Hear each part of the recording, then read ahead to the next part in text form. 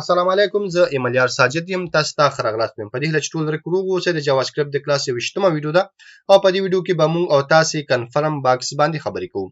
کنفرم باکس کې موږ سره دوه بټنې وي چې یو موږ سره اوکې ده او بل موږ سره کینسل ده که څوک پر اوکې باندې کلیک وکړي نو دا به موږ سره ټرو ریټرن کوي خو که څوک پر کینسل باندې کلیک کړي نو دا به موږ سره فالس ریټرن کوي مزید په دې باندې خبرې کوو او زو ایډیټر ته عملاً پرې کار کوو نو لکه څنګه چې تاسو ګورئ او ځل بیا هم زه خپل ایډیټر کې ما او د HTML موږ سره بیسیک کوډ دی له هغه نه علاوه موږ سره د سکرپټ ټیګ دی او په دې ټیګ کې به موږ خپل جاواسکرپټ کوډ کوو نو راځو کنفرم باکس ته نو زه راځم ورته لیکم چې کنفرم او دلته راځم ورته میسج اچوم او میسج ورته لیکم چې I will delete it او زه دا سیف کوم راځم پاڼه ریلوډ کوم نو تاسو ګورئ موږ سره هغه میسج دلته شو I will delete it که څوک په دې باندې کلیک وکړي نو ټرو راځي او که څوک په دې باندې کلیک وکړي کینسل راځي ګوره کلیک پرې کوم فلحال موږ سره هیڅ هم نشو کیږي که چېرته تاسو غواړئ دې ویلیو واخلئ نو تاسو به دا یو ویریبل کې اچوئ مثال راځم دلته ویریبل اخلم او ویریبل د ریزلټ په نوم اخلم او دلته به موږ دا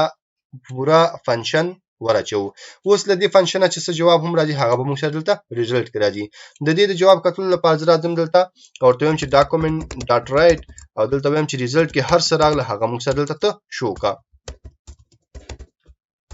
نو اوس چې ریزلټ کې کا اوکې باندې کلیک شي ټرو به راځي او ټرو به پرینټ کیږي او که چېرته کینسل باندې کلیک شي نو حالت به موږ سره فالس راځي او فالس به موږ سره پرینټ کیږي نو زه دا سیف کوم راځو براوزر ته ریلوډ نو تاسو ګورل دراغه I will delete it ګوره چې کله په اوکې کلیک کړم نو تاسو ګورل د موږ سره ټرو راغی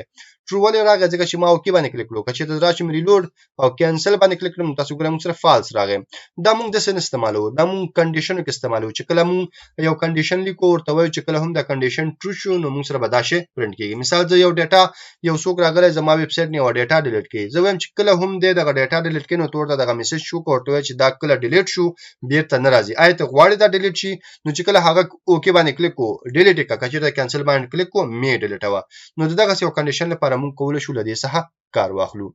نو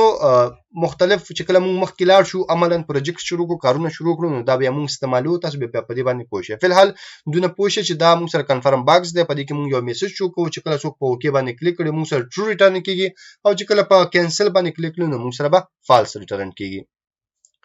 خدای دې وکړي چې پر موضوع پوه شئ اوسئ که بیا هم څه پوښتنه وي څه غوښتنه وي تاسو کولی شئ ماته کمنټ پرېږدئ تر بیا چې زه راځم تاسو په خدای سپارم ما په دعاګانو کې یاد ساتئ د خدای په امان